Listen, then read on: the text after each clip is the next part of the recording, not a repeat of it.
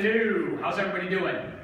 Good, good. I guess it's me and one other speaker between you and lunch, so I'm going to try to get through this. Unlikely, I didn't lose my voice in the desert, so you're going to have to buckle up. We'll start. Any millennials in the audience today as I look out here? Looks like we're a little millennial short at this conference in general. So good, let's pick on them a little, since they're not here to join us today. Always start a presentation with a joke, right? So here's the quick joke. How many millennials does it take to change a light bulb? Anyone? It actually takes 8. 1 to actually change the light bulb, and 7 others to collect a presentation trophy or a participation trophy for being there when the light bulb was changed. Sound about right? All right, so no, it's funny, when I do these presentations about different generations, and millennials are often in the audience, they're more often than not, they get a little offended when we talk about them. And it's too bad, because it's going to be quite a generation. Today we're not going to pick on them too much, but we do want to talk about their attitudes. As a general rule, it's hard to generalize 80 million people, but certain traits within the generation are beginning to manifest themselves as it relates to financial services. The title of this course in your guide is off a little bit. It talked about opportunities with the census. I'm not here to talk about a census. What I'm here to do is to give you food for thought to take back to your credit union. A census works with 95% of all credit unions in the United States already. We support HSA and IRA programs in those credit unions. So this is not a commercial for my company. This is me sharing our insight, given the 1.5 million IRAs that we administer for credit unions and the other 250,000 HSAs, and then the other research that we've done out in the industry. So what are we going to talk about? We're going to do a quick Millennial Savers overview. This should probably jive pretty well with other sessions and research that you read about in a broader sense for all of your other credit union saving programs. But also, what are their expectations of you as their credit union, and how are those different than prior generations? Then we'll talk about HSAs specifically and what those opportunities might be. And finally, we'll close up with a little bit about IRAs. The HSA one's a little easier to delve into. The IRA one's a little bit more nebulous and tenuous. We're going to have to kind of see how that develops as they work their way through the workforce. So let's talk about millennial savers first and foremost, okay? So this is a culmination of research that we have from different studies that have been done by companies like Transamerica, the Independent Community Bankers Association of America, Transamerica, Fidelity. All of these companies are doing tons of financial services research. Nobody in the credit union space has done a ton of it yet, but the depository stuff tends to be pretty consistent. So here's our first number, 70%. What is 70%? This is the good news. 70% of working age millennials are actually already saving something for retirement. So that's good news. Now, what takes the edge off of this good news a little bit is that a lot of this is being driven by auto-enrollment provisions in 401k plans that started up a few years ago. Became real vogue about 7 or 8 years ago. So when you have a younger person that starts at an employer now, they're automatically enrolled in the 401k plan unless they proactively opt out. But that's good. This is contributing to the numbers. So that's where our good news comes from. All right, well, what about our bad news? 51% are actually saving less than 5% of their income. So while 70% are getting something in there, it would be considered a nominal amount. Now, the glass is half full part of this is, at least they're doing something, and everybody in this room understands the power of compounding. So saving something now is better than trying to catch up later, as we all well know. So that, overall, we think that's good news, but there probably is still a lot of work to do here. A couple things that don't show up in my slides, but I mean, the average millennial survey does have a more cynical view of Social Security and other government entitlements that they don't believe those will be there. So that's actually driving them to save a little bit better than my generation, Generation X, or baby boomers did at the same phase in life, if you will. All right, so a couple more quick things. Wall Street, 59% of millennials say the stock market is the best place to invest for retirement, okay? That is the lowest among any generation that's surveyed. And so that means 41% don't think the stock market is the right place. So that right there, I don't care what you're talking about. It doesn't matter if we're talking about IRAs or HSAs. We're just talking about saving money. That's an opportunity for your credit union. And I think, again, as I'm trying to instill you with some food for thought to take back to your credit union, Challenge your traditional notions of what people are doing. Millennials will not rate shop and rate hop the way prior generations did when rates come back to where somebody could actually think about rate shopping. They're going to have a different way of consuming financial products than what we've seen before. All right, a couple more quick trends. 54% of millennials prefer to work with their financial institution locally. Let that one sink in a little bit. That's important. And there's a reason for that. They have a distrust of institutions, which we'll see in a minute. But it goes back to millennials and their core values and priorities, which are very dissimilar to baby boomers and then somewhat dissimilar to Generation X as well. Above all, millennials tend to value community and family. And when we say family, we're not just talking about mom and dad. I have a couple of millennials. They do like mom and dad to the point where they don't seem to leave the house ever.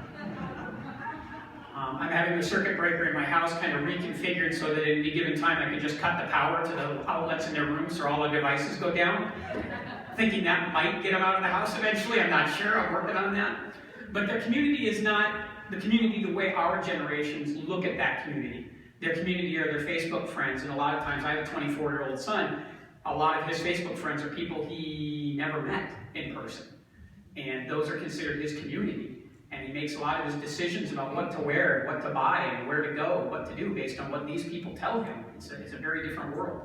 But they're very focused on social responsibility. They're very interested in doing business with companies and even working for companies, which is great for credit unions, that they see as playing a socially responsible role in the community, or the community as they see it. And even to the point where when a millennial moves away from their traditional hometown, they would prefer to do business with their credit union or their bank in their hometown, provided you offer the appropriate amount of technology and access to the same bells and whistles that they can get from the larger financial institutions in the bigger cities where they tend to go. In addition, they have strong ties to home. We just talked about that. But home is an interesting piece of terminology. So again, they're more collaborative than prior generations are, and they're less likely to listen to professionals. They will listen to each other more. So what are some other ones? Technology. Okay, this one's been beaten into the ground whenever anybody talks about millennials, right? What do we hear? They're tech savvy. Everybody says they're tech savvy. Everybody heard that one before? I submit to you that that's wrong. Again, I have two of these creatures, and what I can tell you is they're not tech savvy, they're tech dependent. If you take their technology away, they give you a look.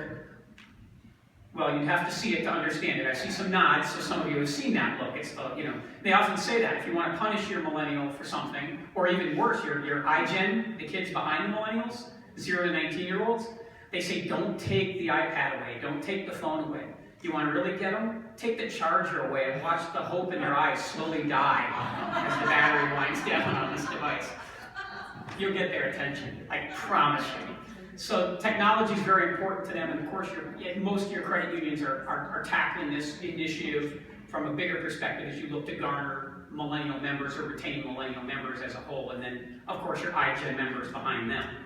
Flexibility, this is another thing. Millennials, they don't want the same old thing that somebody next to them has. They've been taught throughout their entire childhood and their adolescence that they're unique, special, and all of those things.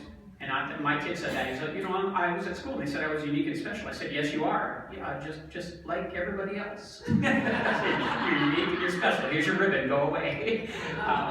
So that changes how you need to talk to them in that. 24% of millennials already earn at least part of their income from their own businesses or from contract work. That's non-W2. All right, so that feeds into what I'm going to talk about with HSAs and IRAs in just a second. And last but not least, fulfillment is key for millennials, especially in the workforce, as you're dealing with these people coming into your credit unions as employees. I'm sure you're seeing this. They're viewing the employment arena as somewhere that's supposed to bring them happiness. Our generations didn't really understand that. We thought, it was a partnership. We come in, we give you X amount of effort for X amount of hours, in return you pay me, and that's a good relationship. They come to work and you're supposed to make them happy. Have fun with that. All right, so millennial views of the banking industry as a whole. 53% of millennials do not believe that any one financial institution does anything unique from anybody else.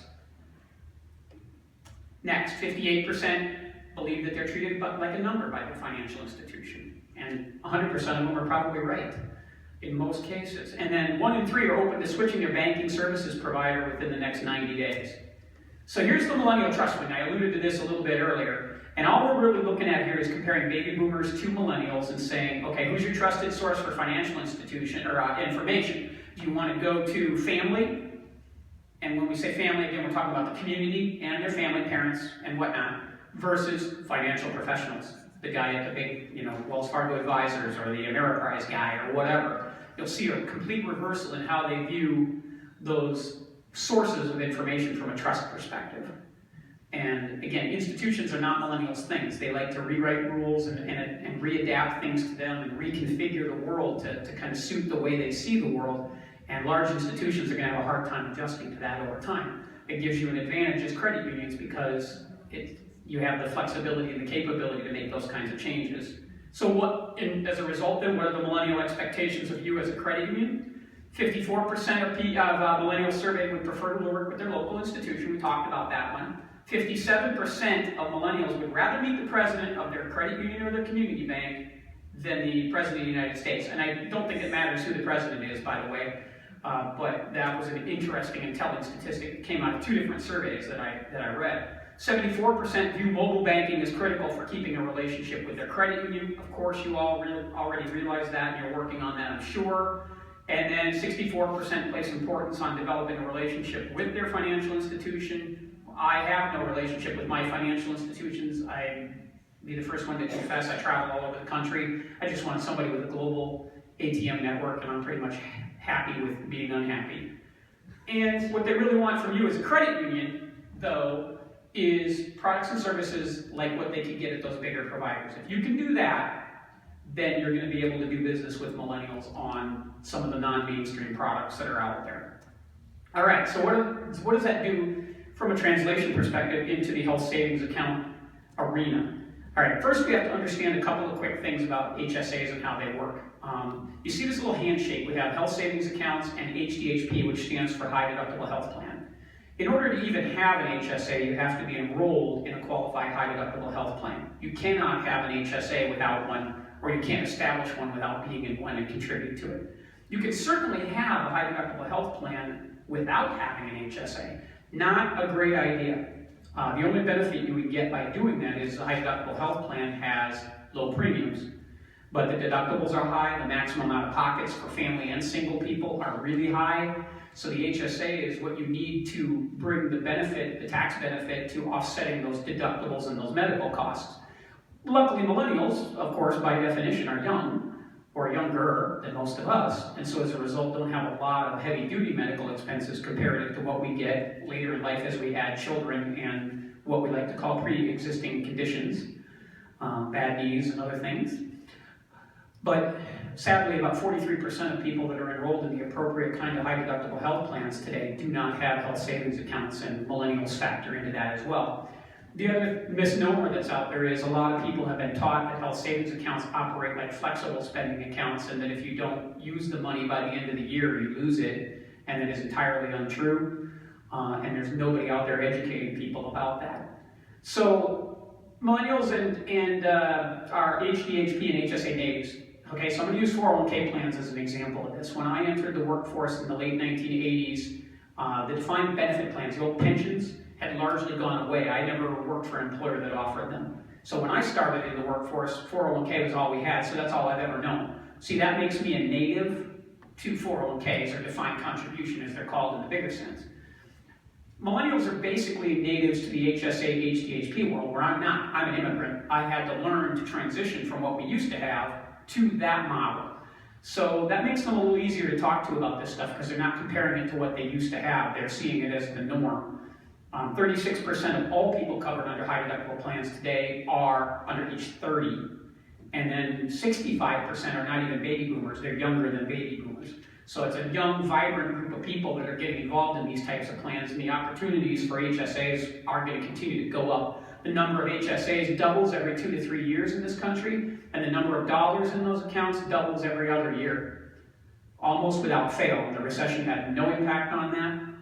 Obamacare has had no impact that we can discern, plus or minus, but we'll see better data early next year, so we'll see where that goes. So the credit union gap in HSAs, this is one of the main things I want you to walk away with. Okay, today 1 out of 8 credit unions currently offers health savings accounts to their members. It's actually not too bad until you consider this one. 1 out of 5 banks offer them.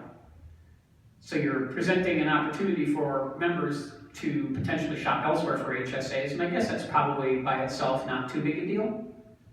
But what else are they down there talking about when they're down there talking about the HSA? Do you really want to, it's the old, do you want to talk to your kids about drugs or do you want somebody else to sort of argument, right? It becomes a Me Too product, much like IRAs are. So millennials and HSAs, we have a group of people, remember under Obamacare or the Affordable Care Act, people can stay on their parents' insurance until they turn age 26. At that point, they fall off and have to carry their own insurance. And as we all know, under the Affordable Care Act, as of January 1st of 2014, we are all required to carry health insurance or face tax penalties as a result of not carrying it. 2.3 million millennials currently are covered under their parents' insurance. So you're going to have a certain percentage of those. It's a 6-year span of people, so figure, somewhere around 400,000 people a year are going to fall off their parents' insurance and have to go out and find their own. They're not going to go out and buy really expensive health plans at that point. They're going to go buy high deductible plans because they're cheaper. They're going to have the opportunity to have those paired with HSAs, and there's an opportunity for you. HSA information on healthcare exchanges, whether those are public healthcare exchanges like healthcare.gov or state exchanges like what we have in Minnesota. The HSA information and education on those exchanges is non-existent. It will tell you the plan can be paired with an HSA. It might even be the title of the plan, but there's no link to where to get one. There's no information on how they are, or how they work, where they are, where you can get one, whether you're even eligible other than the title of the plan. If you're really in the people helping people business, providing education on that could be a big opportunity for your credit union to engage millennials.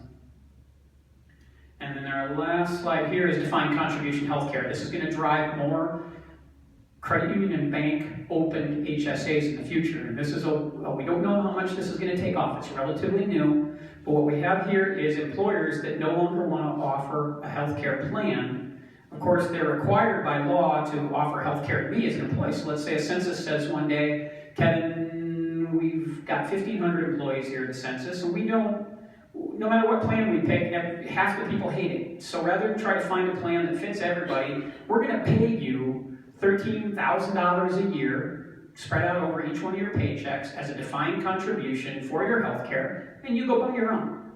So they're off the hook with the federal government because they gave me money that was earmarked for purchasing my own health care, and then I can go buy the best plan for me. Well, where am I going to go? I'm going to go to independent providers or the healthcare exchanges or something like that.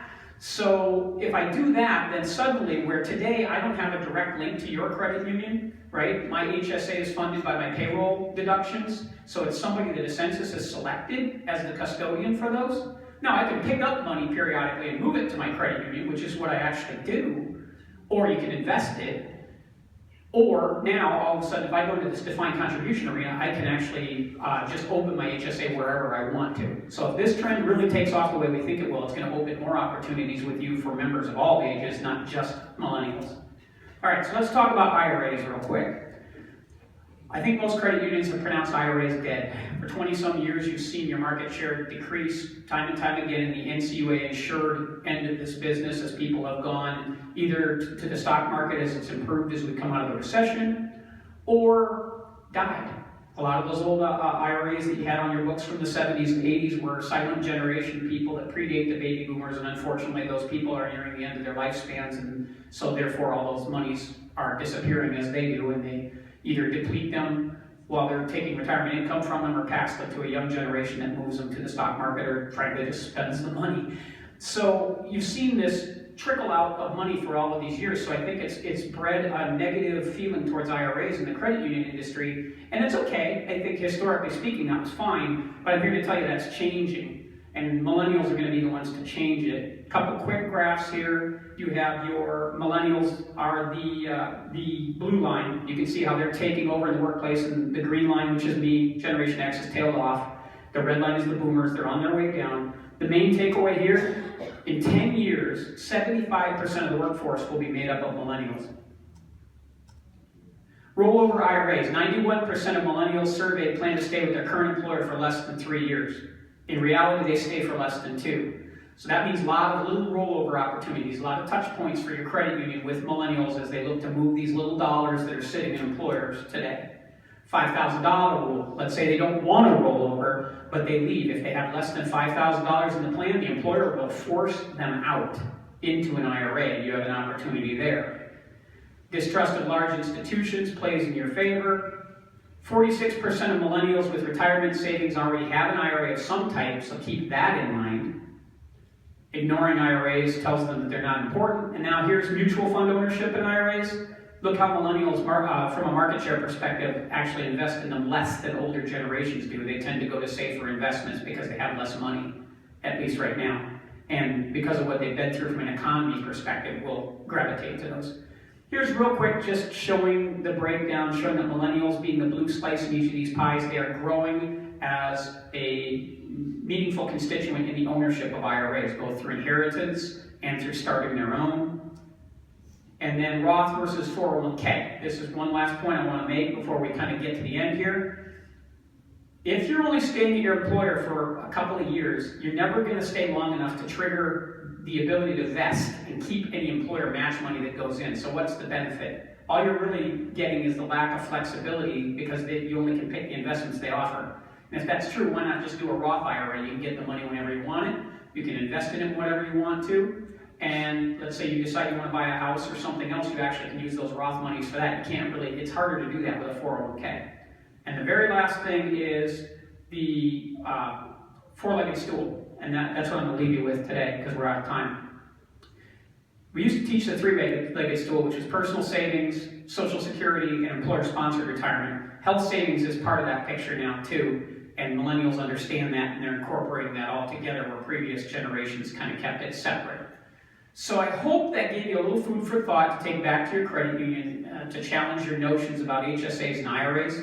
I think in the interest of time, since we've got another presenter coming up, what I'll do is I'll hang around, and then when he's done and we're finished with the Reach Talks, I'll stand here in the room and you all can come find me and I'll answer any questions that I can. With that said, I'd like to turn it over to the next speaker. Thank you very much. I hope this helped.